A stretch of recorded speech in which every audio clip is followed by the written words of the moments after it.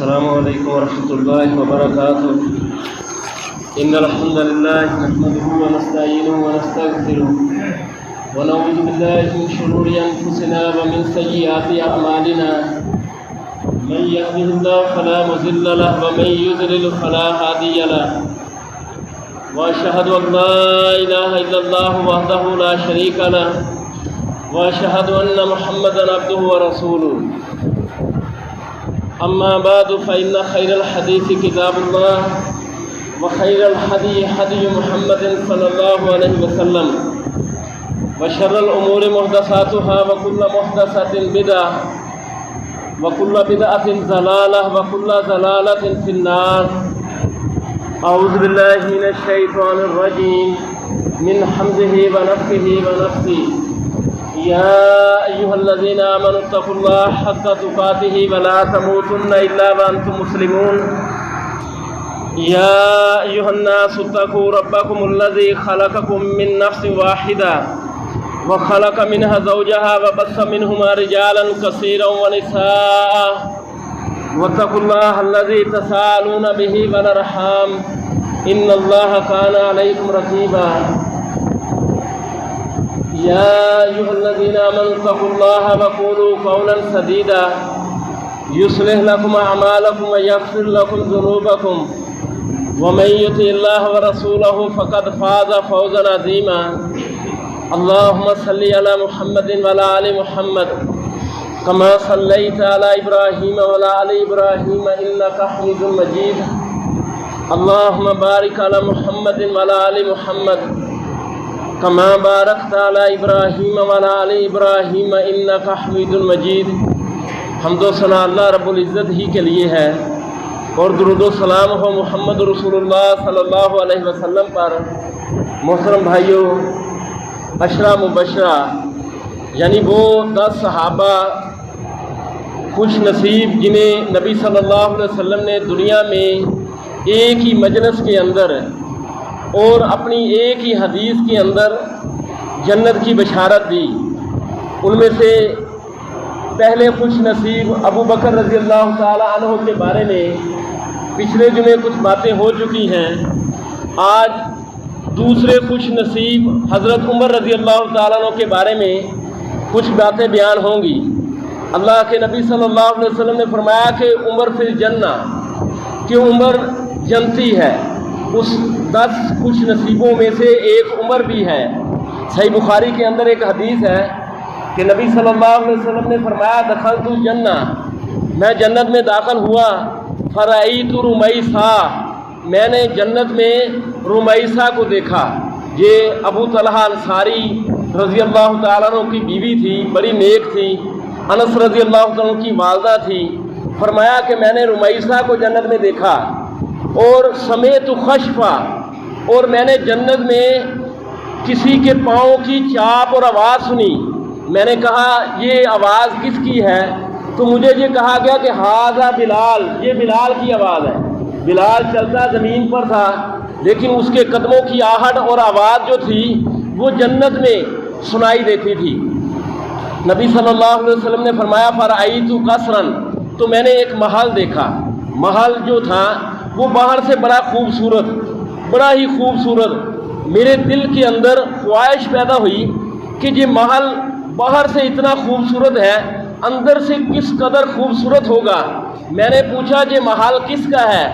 مجھے بتلایا گیا یہ قریشی کا ہے۔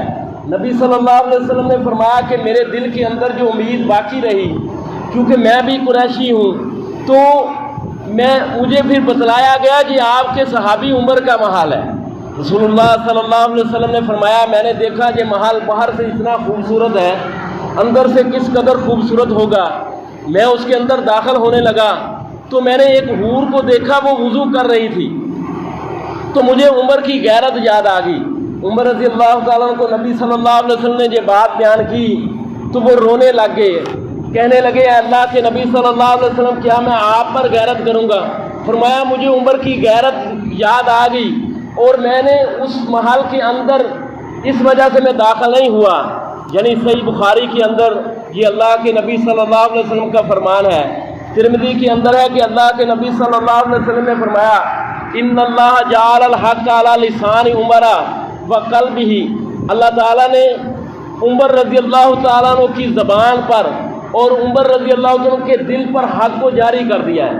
عمر جو سوچتا ہے، جو بولتا ہے، وہ حق ہی حق ہوتا ہے۔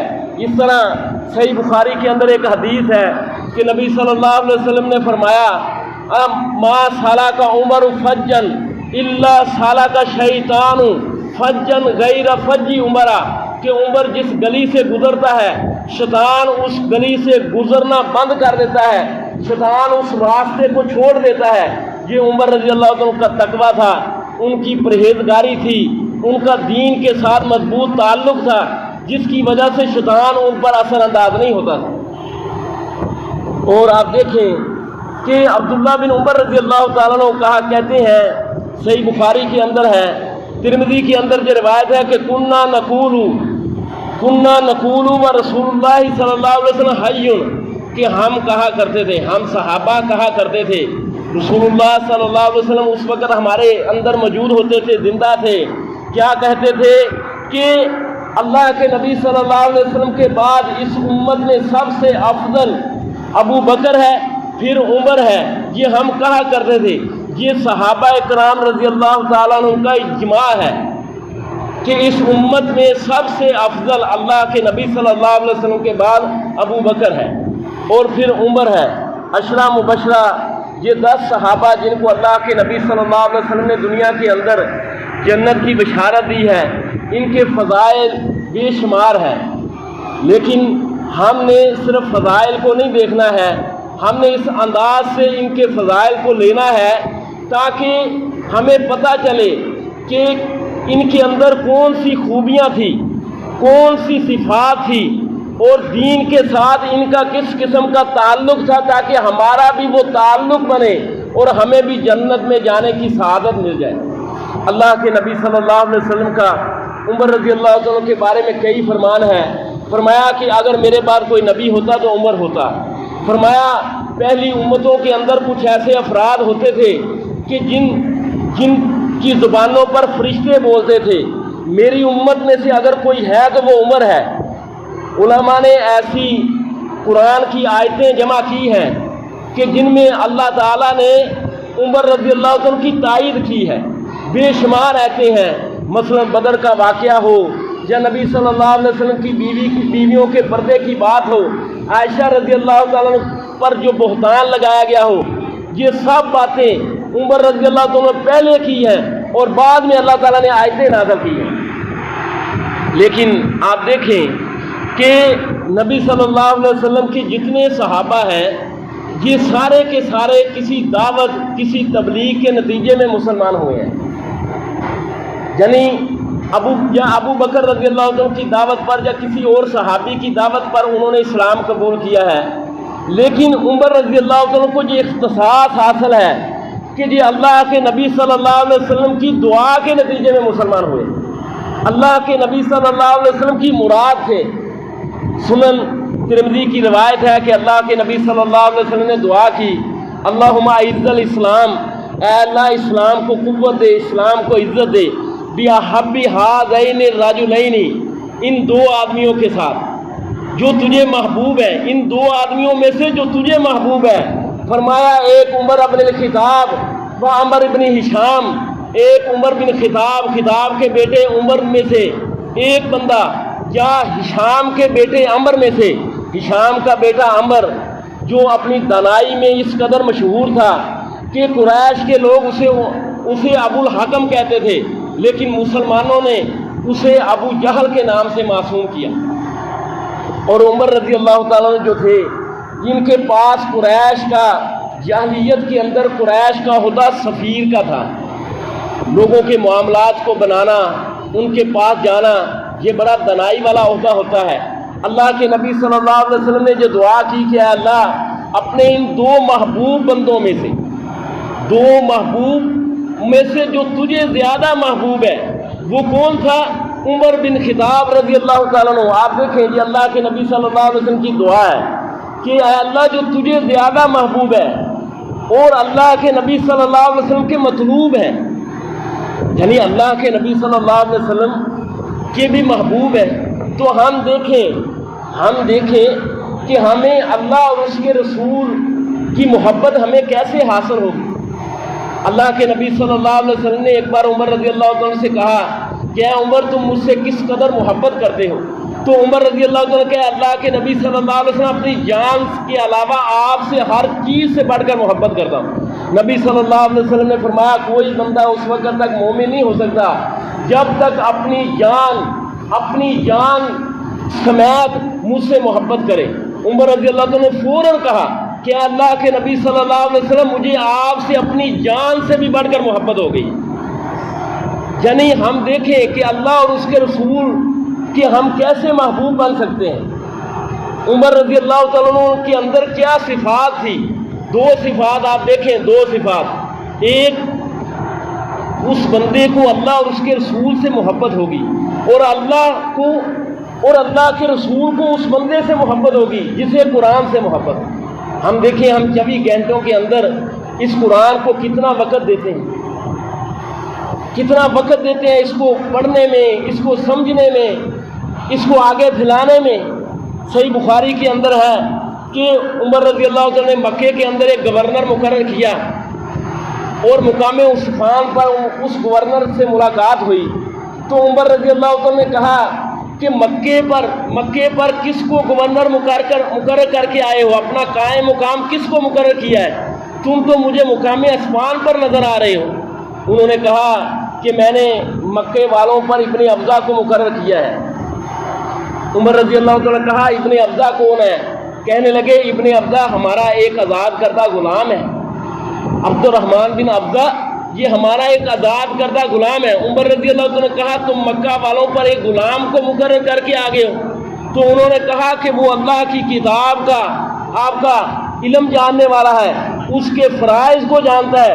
تو عمر رضی اللہ عنہ نے فرمایا ان اللہ یرفع بہذا الکتاب اقواما ویضع بآخرین، اللہ تعالیٰ اس کتاب کی وجہ سے بہت سے لوگوں کو بلند کرتا ہے اور بہت سے لوگوں کو ذلیل و رسوا کرتا ہے۔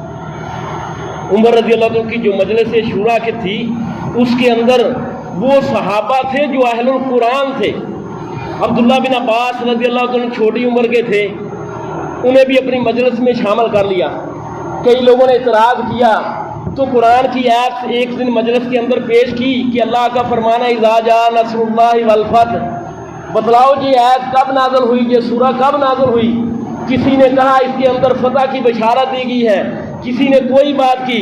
عبداللہ بن عباس رضی اللہ عنہ سے پوچھا تو انہوں نے کہا اس میں اللہ کے نبی صلی اللہ علیہ وسلم کی موت کی خبر ہے کہ جب مشن پر بھیجنے والے نے اس بات کی خبر دے رہا ہے کہ مشن مکمل ہو گیا ہے تو اب تو ہے کسی بھی وقت واپس بلایا جا سکتا ہے۔ عمر رضی اللہ عنہ نے مجلس شورا کو سمجھایا کہ عبداللہ بن عباس کو اس وجہ سے رکھا ہے، اور پھر ان کے بیٹے آپ دیکھیں، ان کے بیٹے عبداللہ بن عمر رضی اللہ عنہ کے بارے میں قرآن کے ساتھ کس قدر مضبوط تعلق تھا۔ ان کے غلام نافع سے پوچھا جاتا ہے کہ عبداللہ بن عمر رضی اللہ عنہ ظہر کے بعد کیا کرتے تھے، عصر کے بعد کیا کرتے تھے؟ کہتے ہیں ظہر کے بعد قرآن پڑھتے تھے، عصر کے بعد قرآن پڑھتے تھے، فجر کے بعد قرآن پڑھتے تھے، مغرب کے بعد قرآن پڑھتے تھے۔ اس قدر ان کا قرآن کے ساتھ مضبوط تعلق تھا۔ اور دوسرا کہ اللہ کے نبی صلی اللہ علیہ وسلم کی سنت کے ساتھ ایک بندے کا تعلق کس قدر ہے، جس قدر ایک بندے کا اللہ کے نبی صلی اللہ علیہ وسلم کی اطاعت پر وہ کاربند ہوگا، اللہ اور اس کے رسول کی محبت اس کو حاصل ہوگی۔ اس طرح آپ دیکھیں کہ ترمذی کی حدیث ہے، نبی صلی اللہ علیہ وسلم کا فرمان ہے ارحم امتی بھی امتی ابو بکر، میری امت میں سے جو سب سے زیادہ نرم دل ہے وہ ابو بکر ہے۔ فرمایا واشدہم فی امر اللہ عمر، اور میری امت میں سے جو سب سے زیادہ سخت دین کے ساتھ مضبوط تعلق میں وہ عمر ہے۔ یعنی اللہ کے نبی صلی اللہ علیہ وسلم کی اطاعت میں اور سنت کے ساتھ مضبوط تعلق یہ عمر رضی اللہ عنہ کا تھا۔ عمر رضی اللہ عنہ کے بارے میں اللہ کے نبی صلی اللہ علیہ وسلم نے اپنا ایک خواب بیان کیا۔ آپ نے فرمایا میں نے خواب میں دیکھا کہ کسی بندے نے قمیض پہنی ہوئی ہے اور اس کی قمیض اس کے سینے تک ہے، کسی کی قمیض اس سے نیچے ہے، لیکن اچانک میرے پاس سے عمر گزرا اور عمر کی جو قمیض ہے وہ پاؤں کے نیچے تک گھسیٹ رہی ہے۔ صحابہ نے کہا اللہ کے نبی صلی اللہ علیہ وسلم اس کی آپ نے کیا تعویل کی؟ فرمایا اس کی جو تعویل ہے، تفسیر ہے، وہ یہ ہے کہ جس کی قمیض جس حد تک ہے اس قدر وہ دین پر مضبوطی سے ڈٹا ہوا ہے، جمع ہوا ہے۔ عمر کی لمبی قمیض ان کے دین کے ساتھ مضبوط تعلق کو ظاہر کرتی۔ اور آپ دیکھیں جنگ بدر ہوئی تو اللہ کے نبی صلی اللہ علیہ وسلم نے صحابہ سے مشورہ کیا کہ یہ جو قیدی ہے جو ہم پکڑ کر لگائے ہیں قریش کے، ان کے بارے میں تمہاری کیا رائے ہے؟ ابو بکر رضی اللہ تعالیٰ نے کہا کہ اللہ کے نبی صلی اللہ علیہ وسلم یہ ہمارے رشتہ دار ہیں، ان کے بارے میں نرمی کریں، جو فدیہ دے سکتے ہیں فدیہ لے لیں، اور جو فدیہ نہیں دے سکتے تو کوئی اور کام پر لگا دیں۔ اللہ کے نبی صلی اللہ علیہ وسلم نے ابو بکر کی رائے پر عمل کیا، اور عمر کی رائے کیا تھی کہ اللہ کے نبی صلی اللہ علیہ وسلم بدر کا دن یوم الفرقان ہے، حق و باطل میں فرق کرنے کا دن ہے، اور جو قیدی جس کا رشتہ دار ہے اس کو دیا جائے اور وہ اس کی گردن مار دے، یہ اللہ اور اس کے رسول کا دشمن ہے۔ یہ عمر رضی اللہ عنہ کا دین کے ساتھ مضبوط تعلق، من حب للہ وابغض للہ وآطاع للہ ومنع للہ فقد استکمل الایمان۔ اللہ کے نبی کا فرمان ہے جس نے اللہ کے لیے محبت کی، اللہ کے لیے دشمنی کی، اللہ کے لیے روکا، اللہ کے لیے دیا، یہ اس نے ایمان کو مکمل کر لیا۔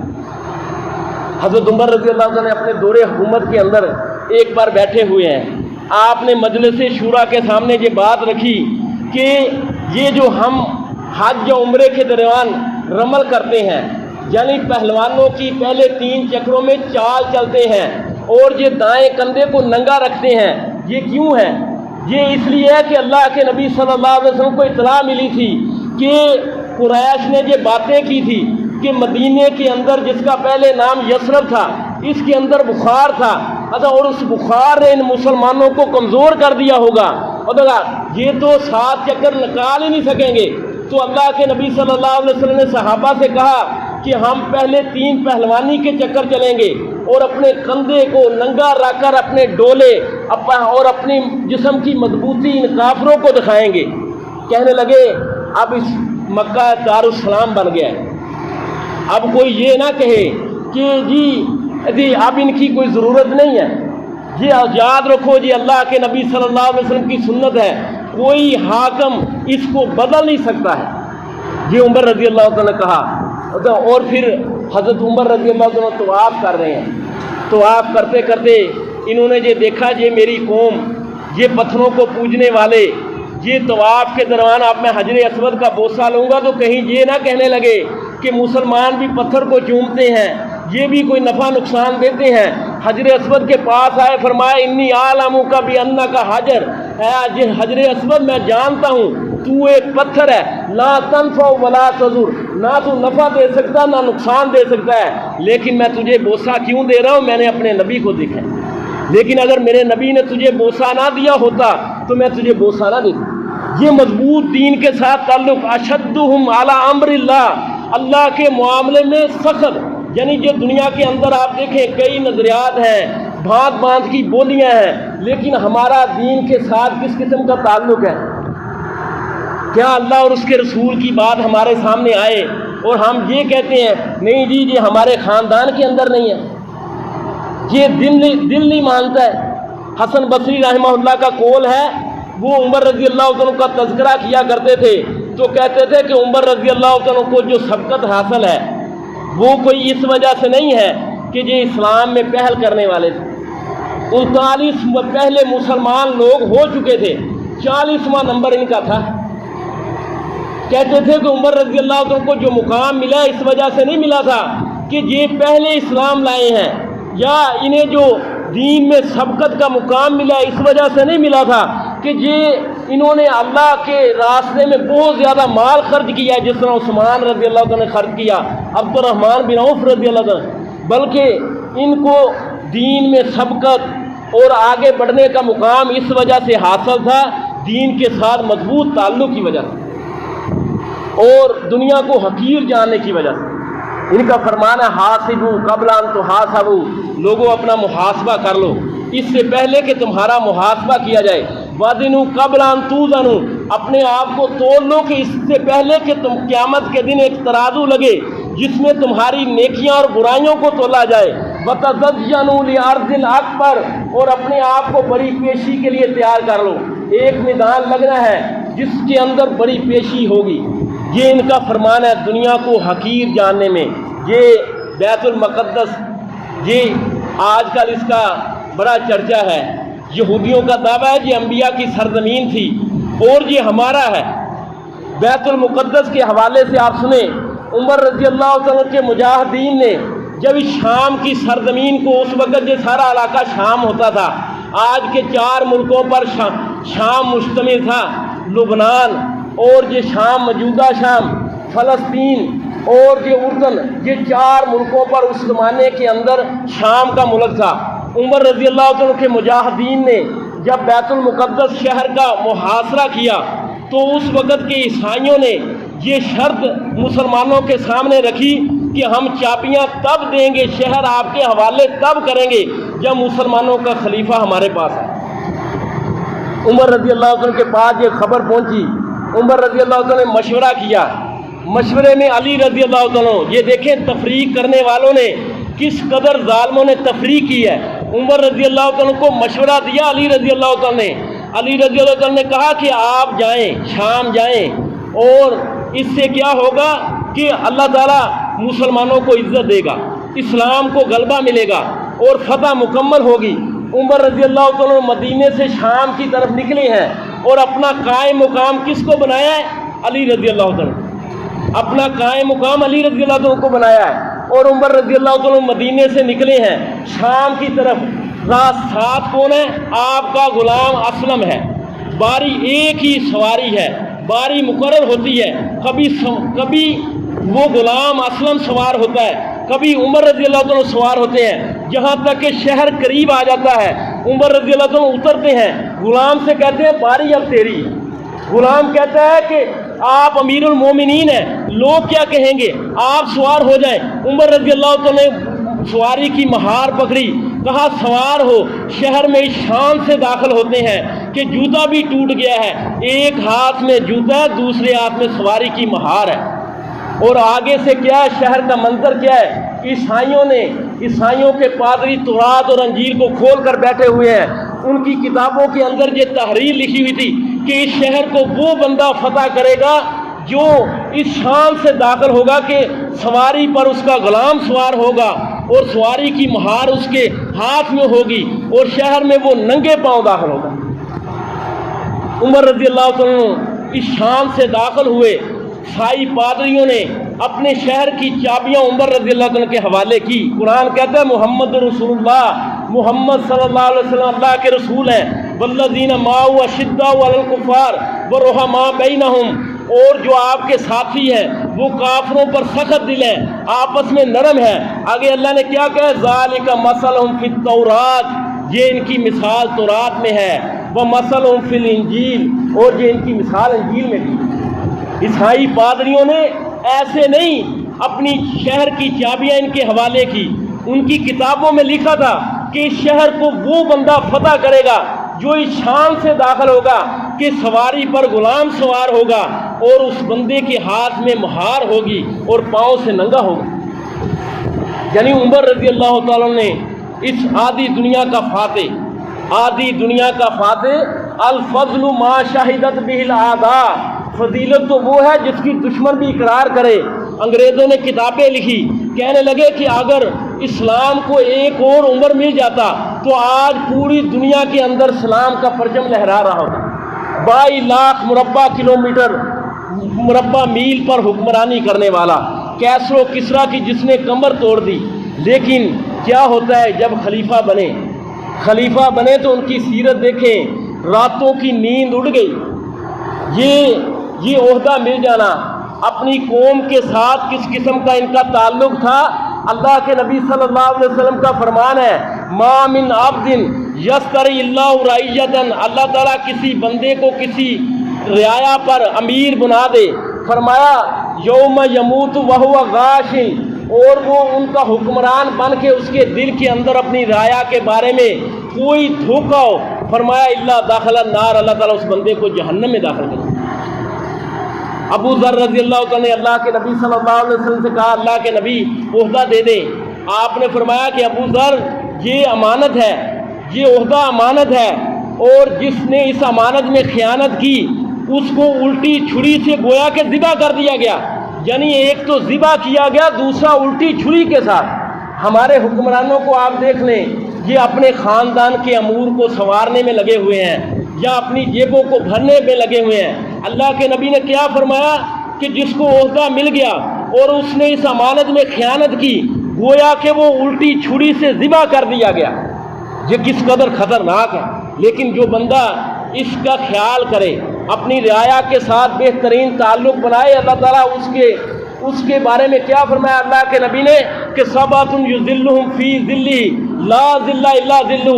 قیامت کے دن جب سورج 1 میل کے فاصلے پر ہوگا، لوگ اپنے پسینوں پر ڈوبے ہوئے ہوں گے، تو اس وقت اللہ تعالیٰ 7 بندوں کو اپنے عرش کے سائے میں جگہ دے گا۔ ان میں سے پہلا بندہ الامام العادل، وہ عادل حکمران ہوگا۔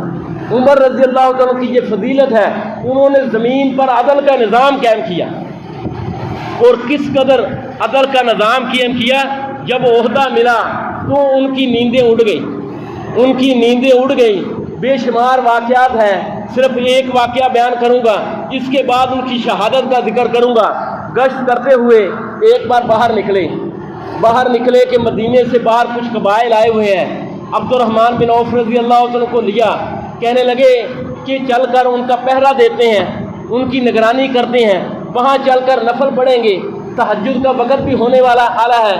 تو ساتھ لیا اور وہاں گئے، وہاں بیٹھے ہوئے ہیں تو دیکھتے ہیں کہ ایک بچہ چھوٹا سا وہ بار بار روئے جا رہا ہے۔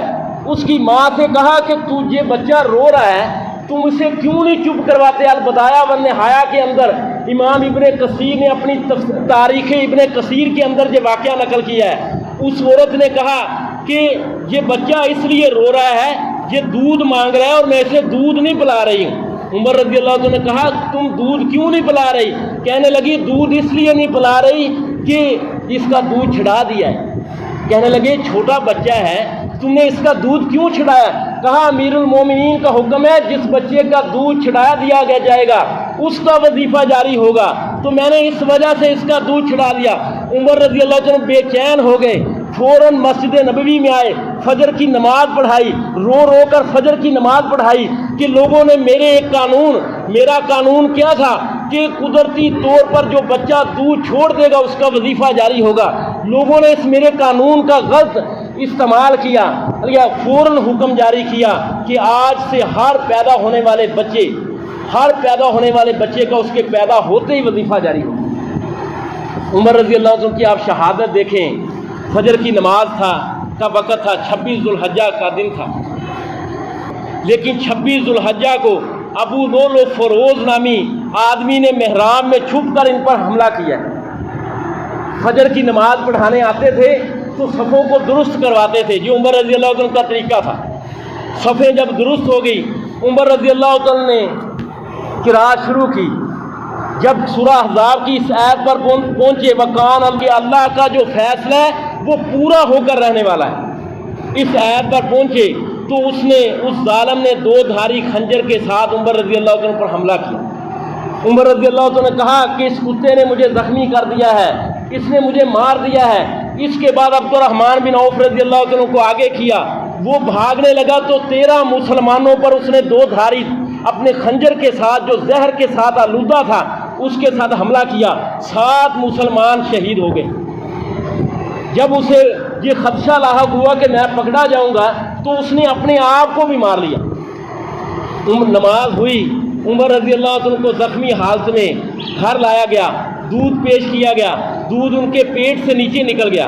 لوگوں کو یقین ہو گیا کہ اب عمر رضی اللہ عنہ بچیں گے نہیں ہیں، شہادت ان کا مقدر بن گئی ہے۔ تو ایک آدمی آیا، ایک نوجوان آیا، صحیح بخاری کی روایت ہے، ایک نوجوان آیا، انہوں نے عمر رضی اللہ عنہ کی تعریف کی، کہنے لگے عمر تم اسلام پہل قبول کرنے والے ہو، تمہیں اللہ کے نبی صلی اللہ علیہ وسلم کی صحابیت کا شرف حاصل ہے، تم نے اللہ کے نبی صلی اللہ علیہ وسلم کے ساتھ ہجرت کی ہے، اور جب تم خلیفہ بنے تم نے عدل و انصاف کا نظام قائم کیا ہے، اور آج تم اللہ کی بارگاہ میں شہادت سے فائز بھی ہو رہے ہو۔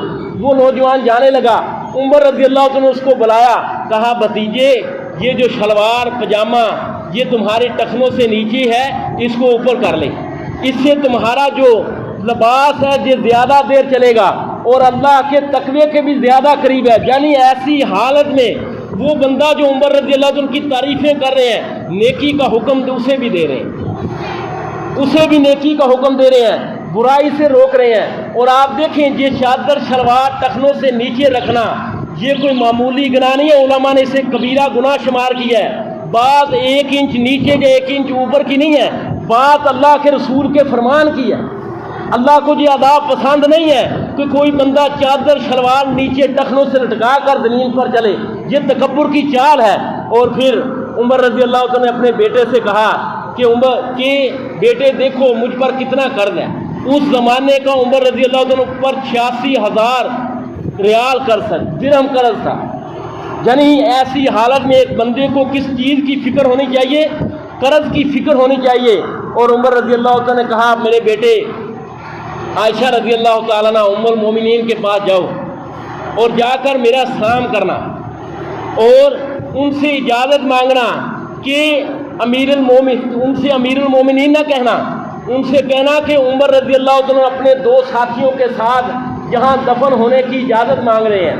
عبداللہ بن عمر رضی اللہ عنہ کہتے ہیں کہ میں گیا، میں نے دیکھا کہ ام المومنین عائشہ رضی اللہ عنہ رو رہی ہے، عمر رضی اللہ عنہ کو جو زخم لگا ہے اس وجہ سے رو رہی ہیں۔ میں نے پیغام دیا تو عائشہ رضی اللہ عنہ نے کہا میں نے اپنی تدفین کی جگہ رکھی تھی، لیکن میں عمر رضی اللہ عنہ کو اپنے آپ پر ترجیح دوں گی۔ جب عمر رضی اللہ عنہ کو بتلایا گیا عمر رضی اللہ عنہ خوش ہوئے، اور عمر رضی اللہ عنہ جب شہید ہوئے تو صحیح بخاری کی روایت ہے کہ عمر رضی اللہ عنہ کو جب چارپائی پر لٹایا گیا، لوگوں نے آپ کی چارپائی کو گھیر لیا اور آپ کے لیے مغفرت کی دعائیں کرنے لگے۔ عبداللہ بن عباس رضی اللہ عنہ کہتے ہیں کہ اس وقت ایک بندے نے میرے پیچھے ہاتھ رکھا، میں نے دیکھا وہ علی رضی اللہ عنہ ہے اور وہ رو رہے ہیں، عمر رضی اللہ عنہ کے لیے رحم کی دعا کر رہے ہیں اور کہہ رہے ہیں کہ اے عمر آپ نے اپنے پیچھے کوئی ایسا بندہ چھوڑا ہی نہیں ہے، مجھے آپ کے پیچھے کوئی ایسا بندہ نظر آ ہی نہیں رہا جس کے بارے میں اللہ سے یہ دعا کروں کہ یا اللہ اس بندے جیسے عمل میرے عمل بنا دے اور اس بندے جیسے عمل لے کر میں تیری بارگاہ میں پیش ہوں۔ پھر عمر علی رضی اللہ عنہ نے کہا کہ اے عمر مجھے یقین تھا کہ آپ اپنے 2 ساتھیوں کے ساتھ آج آپ کی تدفین ہوگی، آپ کی قبر بنے گی۔ کیوں مجھے یقین تھا؟ کیونکہ میں نے اللہ کے نبی صلی اللہ علیہ وسلم کی زبان سے بار بار سنا ہے، آپ کہہ رہے تھے کہ میں اور ابو بکر اور عمر گئے، میں اور ابو بکر آئے، ہم فلاں جگہ پہنچے، یعنی نبی صلی اللہ علیہ وسلم بار بار یہ کہتے تھے اور مجھے یقین تھا۔ اس طرح آپ دیکھیں اب عمر رضی اللہ عنہ کی یہ دعا بھی پوری ہوئی، جو دعا انہوں نے کی اللہم انی اسألک شہادۃ فی سبیلک فی بلد حبیبک۔ ان کی بیٹی ام المومنین حفصہ رضی اللہ تعالیٰ عنہا نے جب یہ دعا سنی کہ عمر یہ دعا کر رہا ہے کہ اللہ میں تیرے راستے میں شہادت کا سوال کرتا ہوں اور تیرے نبی محبوب کے شہر میں شہادت کا سوال کرتا ہوں، تو مدینہ تو پرامن علاقہ ہے، یہاں عمر کو شہادت کیسے ملے گی؟ لیکن اللہ تعالیٰ نے عمر رضی اللہ تعالیٰ کو اپنے نبی کے شہر میں شہادت جیسا مقام عطا فرمایا۔ صحابہ کیا کہتے ہیں کہ ہم کہا کرتے تھے کہ اللہ کے نبی صلی اللہ علیہ وسلم کے زمانے کے اندر اور اللہ کے نبی صلی اللہ علیہ وسلم زندہ تھے کہ اللہ کے نبی کے بعد افضل ترین بندہ ابو بکر ہے، اس کے بعد عمر ہے، اور یہ بات کافر بھی جانتے تھے، یہ بات آپ دیکھیں کافر بھی جانتے تھے۔ جنگ احد کے اندر جب یہ افواہ پھیل گئی کہ اللہ کے نبی صلی اللہ علیہ وسلم کو شہید کر دیا گیا ہے، تو اس وقت جب مسلمان اور صحابہ نبی صلی اللہ علیہ وسلم کے درمیان اکٹھے ہوئے تو ابو سفیان نے ایک نعرہ لگایا، اس نے کہا کیا تمہارے درمیان اللہ محمد صلی اللہ علیہ وسلم ہے؟